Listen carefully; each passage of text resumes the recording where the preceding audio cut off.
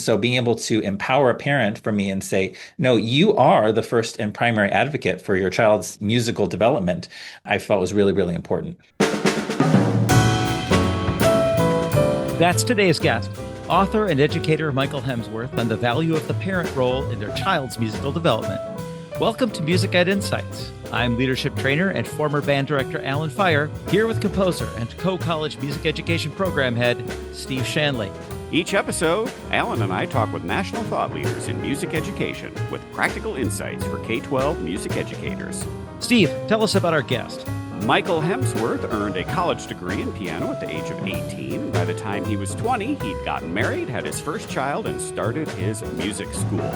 22 years later, it is going strong with over 1,200 students, and he just wrote a book this year for parents to help them navigate raising creative and musical kids. Find Michael's full bio, show notes, and resources at musicedinsights.com. Alan, what was the takeaway you had from this episode? I just love the idea of asking parents and students to share their favorite music with each other. Simple, but effective. What about you, Steve? Michael's expertise in this instance is about helping parents do a better job of navigating the musical journey of their children, but this is so applicable to music teachers too, including something that I, at least, need reminding of regularly. Music is supposed to be social, and he's got some great suggestions for us on that subject.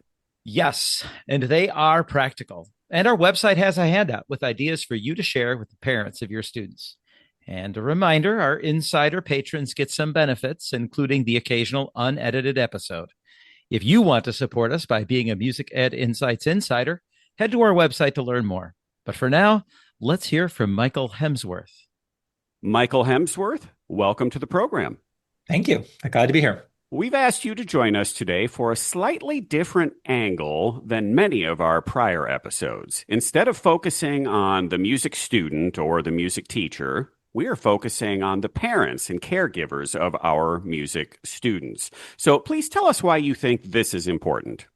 Sure. So I come from a background of teaching in the private music space. I like to partner with a lot of public education as well, too. So we're involved in a lot of different ways. But I have found that the parent role is so hypercritical to making or breaking. I mean, we get a lot of our musical preferences, we get a lot of our musical understanding from our home environment. And I talk with so many parents that feel like that they are disqualified, that they're like, well, I don't know enough about music, so I'm out. Or do they say the I'm not a music person? That one just breaks my heart. I'm like, we're Right. all music people. Exactly. And even people that are motivated enough to show up and enroll their child in music lessons, which already shows so much higher level of investment, still feel like, well, I don't have enough knowledge or ability to really be involved or to really be an active agent here. And really, the home environment is where our whole job make or break it. Everything is happening in that practice space, in that musical environment, in the family space. And so being able to empower a parent for me and say, no, you are the first and primary advocate for your child's, musical development, I felt was really, really important. So we do have plenty of parents who listen to the podcast, but it is mostly K-12 music teachers. So before we dive into the specifics for parents, why do the K-12 music teachers need to know about this topic, and how will it help them and their programs? I really think that parents that know that they are empowered to help their kids be creative, and that they understand that, the music is not just about the music, but the music is that vehicle where we're developing so many other life skills. When they can pull back the curtain a little bit and see that choir is not just about choir, or music class is not just about music class, or even piano lessons is not just about piano lessons, then we have the ability to get a different level of buy-in, a different level of investment that they partner, with me or with you as the teacher to say, I want my child to grow up as a creative person. I want that as part of their life skills. And so I am now much more invested in that journey together with you, as opposed to, I don't know what happens there. That's not my thing. And certainly we have music teachers, and I think this is the case with the secondary ensemble, orchestra, and band, where there are often lessons or practice logs or things like that, where I think traditionally there has been some parent involvement, but it's mostly been, did you hear your kid practicing for 30 minutes and you sign your name and call it good? And it kind of ends there. So what I'm hoping happens today is you give us a happy medium between that level of almost non-involvement and full-blown Suzuki, where the parents have to be there practicing with them and learning the instrument as well. So, um, Right. so this next question will not surprise Alan at all. I learn best when I think about avoiding negative or worst case outcomes. So I wouldn't mind starting with some things that you think parents or caregivers often get wrong when it comes to their kids and learning about music. One of the first and foremost ones that is difficult for me is I'm a huge proponent for early childhood music and the early childhood music development. So I think one is just waiting around like, okay, well, when they're 12, then suddenly we're going to decide whether they're musical or not. I don't believe that every 3-year-old needs to be enrolled in private music lessons or anything like that. But I think just having zero thought about musical development in those early formative stages up to the age of 7, I think is one big mistake because for me, our music programs, like in public education, really are very, very limited until about seventh grade. And I think, who the heck thinks that as a seventh grader, when you're walking into an environment of all these unknowns, you want to be the person that's trying something new? Like, you know what I'm going to do? I'm also going to pick up a musical instrument that I'm probably going to be bad at. Yeah, when And, our like, self-esteem is at its well, absolute right, lowest. like Yeah, that yeah. is not the Yeah. environment to, then discover whether music is your thing. Take the 5-year-old that thinks that everything that they're going to do is awesome and give them the time and space to experiment and grow then, Totally. and then be able to build on that skill rather than think, okay, well, like we're just going to sit around and do nothing. And then at 12, suddenly the light bulb's going to go on. It's kind of like not reading to your kid, Right. like, well, let's let them decide if they want to read at some point. If they want to get potty trained, I want to leave that choice up to them. I don't want to micromanage their development. So, a couple of other things I think that go wrong. Number two is definitely just quit, just bounce too soon. That is especially true in my case. A person that I had very much in mind as I wrote this book was the person that signs up for piano lessons and then in 4 months is like, well, they don't practice enough and soccer season is starting. And so pivot, we're out. And so I think that at that point, then you've also cemented this idea that somehow, well, we tried music and that's not my thing anymore. And that's such a small window that didn't really demonstrate anything.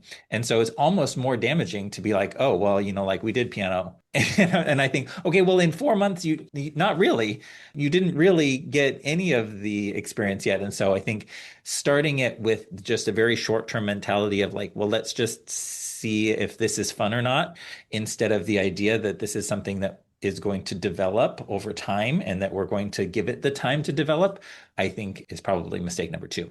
And then I think another common mistake is just to view it like there's only one way to engage musically. Like you take piano lessons with the old lady next door, and that's music. Right, right. Yeah. And I come from a background of being a piano player and teaching piano lessons. And so even in the narrow vein of just piano lessons, if you eliminate all the other things besides that, there's this vast array of teaching approaches, teacher personalities. One of my first formal music education moments was playing trumpet in band in 4th grade, and it was terrible. I quit.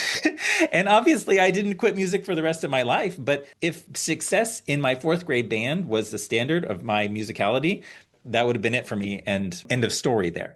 But it was the wrong instrument, it was the wrong teacher personality, it was the wrong format in terms of the large ensemble. And when I got then into a one-on-one piano lesson with the teacher that I connected with, it was just night and day different experience. And so if they would have said, okay, well, because that band didn't work, that means you're not musical, that would have been a vast misunderstanding.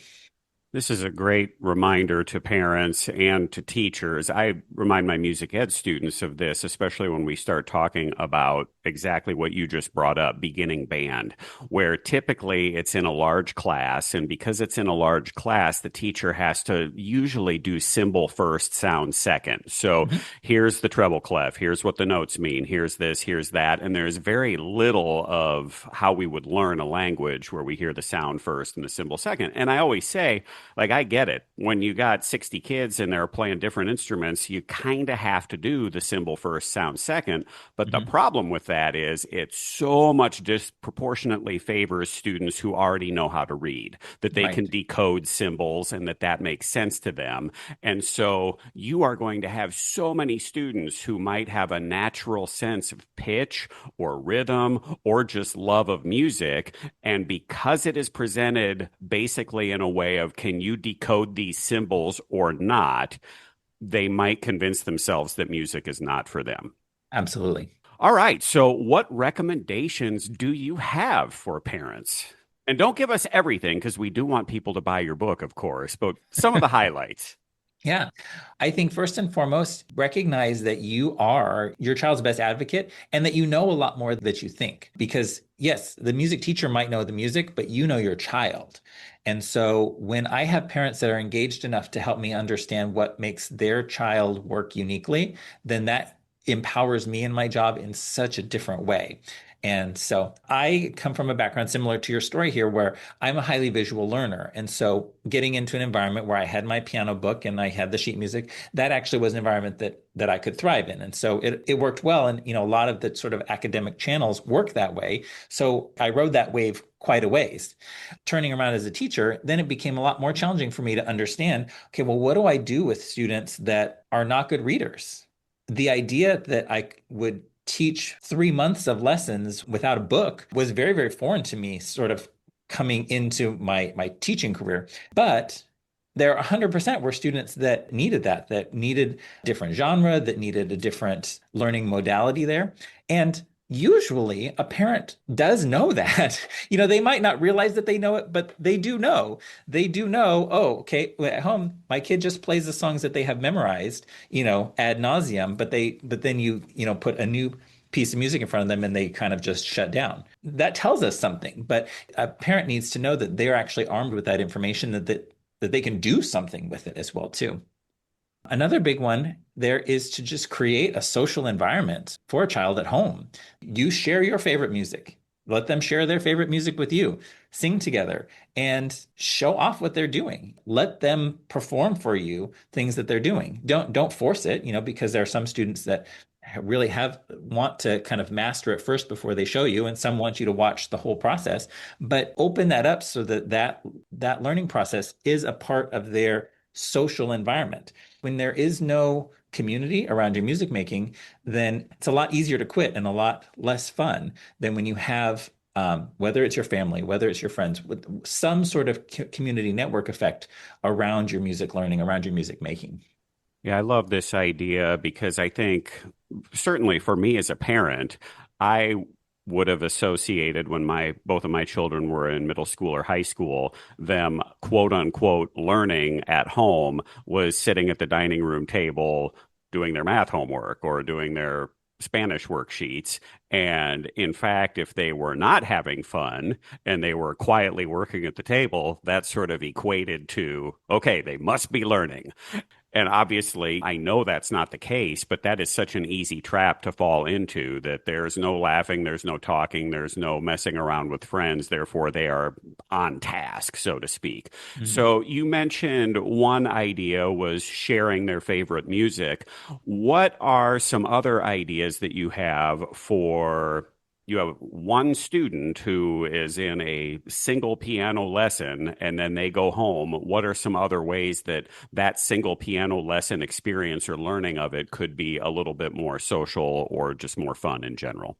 Yeah. First and foremost, as parents, like, talk to your kids about it. Take the time to get that enough information about what they're learning, what they're working on, so that you have some level of engagement there. Because I talk to lots of parents and they're like, I don't know what they're supposed to do. I send them to the room and they're on their own. And that's not the most conducive environment to feeling supported and celebrated in your creative journey to say, go do stuff I don't know what you're supposed to be doing right now. So arm yourself with an understanding and also arm yourself with an understanding of the way that goals break down because it's not really that difficult. Usually when we're encountering a new piece of music, there's just a few stages, like play one hand at a time, play with a metronome or with counting, play it in one line at a time, repeat small phrases. There's not 1,000 different strategies that are commonly used. I could probably give a parent 12. And if you could just walk in and sit down and say, okay, especially if the student is frustrated, but at any point and say, okay, hey, so I see that you're playing here. Like, what stage are you working on? Are you working with one hand or both hands? Are you working on your timing yet? And there are very small levels of engagement that you can do to help remind them that we're working in a goal-oriented fashion, not just go do something. Which is, I think, a lot of times the approach there is go do something, and I'm sure that will be fine. I'd love to return to something that you mentioned a bit ago, that we moved past it, focusing on students sharing their favorite music with their parents. Mm-hmm. But the power of parents sharing their favorite music with their own kids, just to create the vibe of music is cool, music is fun. I also like music. Yeah. And let's not separate your piano lesson from being a Swiftie or whatever. We don't need to go deep into this, but I think it's significant. I've been estranged from my father for like decades, and yet my musical tastes still have an awful lot to do with the music that my dad listened to, and the music that my mom listened to, and the music that my stepdad listened to. And doggone if our 22-year-old daughter doesn't enjoy some of that same music that's been passed down a couple of generations, just mixed in with all of the other music making that we do. Yeah. Absolutely. My kids know that at Christmas time that my dad loved the Elvis Christmas album. They know that my mom loved the Beach Boys Christmas album. There are these links there. And I think those familial links are also things that are degrading somewhat, but that we have the opportunity to bring them back. So we're at the beginning of the school year, and I'm just thinking about some ways that we could implement this in the school music programs. And I feel like at the beginning of the year, our communication with music teachers to the parents is usually, here's when the concerts are. Your student has to be at the concert or they'll fail or will be upset, or the second grade music program will be this night, or come in for conferences, or those types of things. And I just wonder, with especially as easy as it is to just send a batch email out to all of the parents to just say, so today we talked about this, and we want your children to come home and talk about or demonstrate or ask you about this. If they don't, please go ahead and nudge them. Just that there are ways that would be pretty easy and wouldn't take a lot of time for a middle school band director or high school choir teacher to help cultivate this sort of social music discussion and music making in the home environment. Absolutely. The communication that we are not teaching music to produce musicians. We're teaching, art and creativity to produce creative people. And there's just so much that I think about music that you might not use as an adult traditionally. You might not play an orchestra when you're 40, but there's also just so much research behind how it's going to impact you as an adult. You got a couple other recommendations for parents? Yeah. One of the things that I mentioned earlier, but I think is always important, is understanding different modalities when it comes to music. And, if your student is really strong auditory learner, like give them the opportunity to read stuff, but, celebrate their strong points. Don't discourage them from playing the song that they have memorized and they like to do over and over again. I had a dad, this was years ago, and he's like, if my child plays Cantina Band on that piano one more time, I am going to throw the piano out the window. And I chuckled, but to be honest, let him play the Cantina Band for the 15,000th time, because he's still absorbing and growing and building those synapses there and celebrating his own skill set. Music's fun. Yes. Music is fun. That's what gets cemented every time they play the Cantina Band song. Yeah, yeah, absolutely. And I think also just encouraging levels of creativity or improvisation, giving some bite-sized encouragement and ability to make things up or change things up. Reminding students that it is not just being able to play it exactly this way successfully, but that you do have that creative license and that if you want to, run with it. I think that that's really important too, because there is that sense of self satisfaction that, like I made this myself, that is very empowering. Great stuff. Well, can you tell us a little bit more about the book in particular? This is your first book, correct? This is my first book. All right, tell us about it. All right, so it's called Mr. Michael's Music Maker Manual.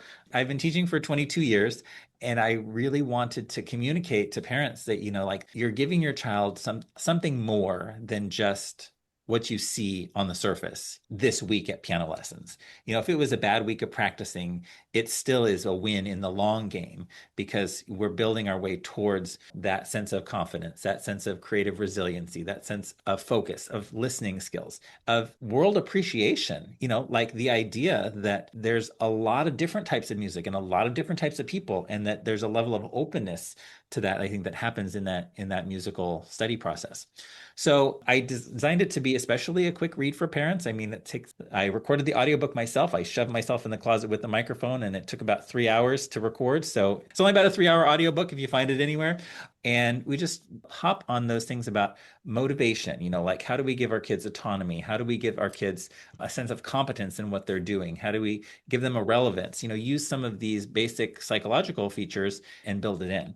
And I borrow heavily from the analogy of the gardener and the carpenter when it comes to parenting, that we are not factory making musicians. We are growing them. And so we are planting the seed, but you can't really predict how they're going to turn out. And so giving parents that sense of like, okay, I can't promise you I'm going to produce this exact product that's going to look like this, but I am going to tell you that they're going to grow into a healthy individual. And if you're open enough to go on the journey and maybe get surprised. Maybe they're not as good at Mozart as we thought they might be, but they're really good at making up Elton John cover versions. Like if we're okay with whichever way it turns out, they will grow, but don't abandon ship the first time it doesn't go according to plan. Well, you're speaking my language. It's on audiobook and it's short. That's right. That's my language too. Yeah. That works for Steve. All right. Are you able to stick around a little while longer and answer our lightning round questions for us, Michael? Absolutely. You're in the Sacramento area, correct? I am. All right. What's the best restaurant in Sacramento, California? Just so you know, we are all gluten-free at my house. So we work within the range of gluten-free restaurants, of which there are many great ones. But my favorite stuff to do is do stuff with my kids, and they're all sushi lovers. So we're going out tonight to Mikuni for sushi for my son. He turned 17. So Mikuni for sushi. All right. How about a piece of music, composer, or performer you wish more people knew about? I am a personal fan of George Gershwin. And so most people don't know, but I have Rhapsody in Blue tattooed on my shoulder as well. Oh, wow. All right. First guest, I think, who admitted it anyway, that they have Rhapsody in Blue as a tattoo on their body. All right. How about a favorite film or TV series you've enjoyed recently? I'm a huge Ted Lasso fan, so I would watch it any day of the week. Probably the most popular answer to that question on our program. Would you say, Alan? Yeah. Everybody wants to be curious, not judgmental. Yeah. That is right. How about the most memorable live music performance you've attended? That is a tough one. I often tell people too, I can't wait to be, like 90 and retired, because that's probably how old I'll be before I retired. And then I'll have like time to go to all of the concerts sort of thing. I would say a favorite tradition that falls in that is we have a theater in the round that does a summer season called Music Circus. And that's a fun one. I love musical theater anyway, but it also for me is something that I enjoy taking, like my kids and my wife too as well too. So that's one of those that I love, but also we get to bond with. And finally, a book recommendation for the listeners, please. So a little bit of a heavier book, but the one that I do love is called 15 Commitments of Conscious Leadership. We've got almost 70 people on the staff of my music school, and I'll refer to it really often because I feel like having just really positive ways that I can think about my own actions and how I interact with other people, it's just always useful to recenter kind of those character qualities on how we're treating people. Michael Hemsworth, it's been motivating and fun. Love your energy, love your commitment to students, and not let parents off the hook and bringing them in as well. It's beautiful stuff. You're speaking our language. Thanks for joining us.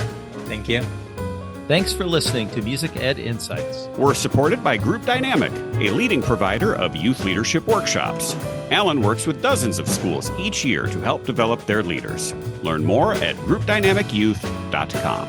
Or you could email me at alan@groupdynamic.net. Also sponsored by the Co-College Music Education Program. They've got a website too.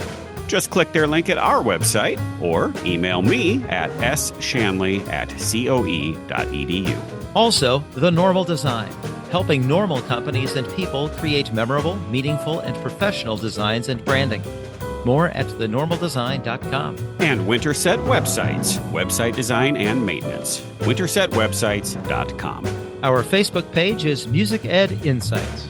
Our website has program notes, links, and a one-page download of this episode's key takeaways. That's on musicedinsights.com. You can expect a new episode most Mondays during the school year. Get current. Stay relevant. Music Ed Insights.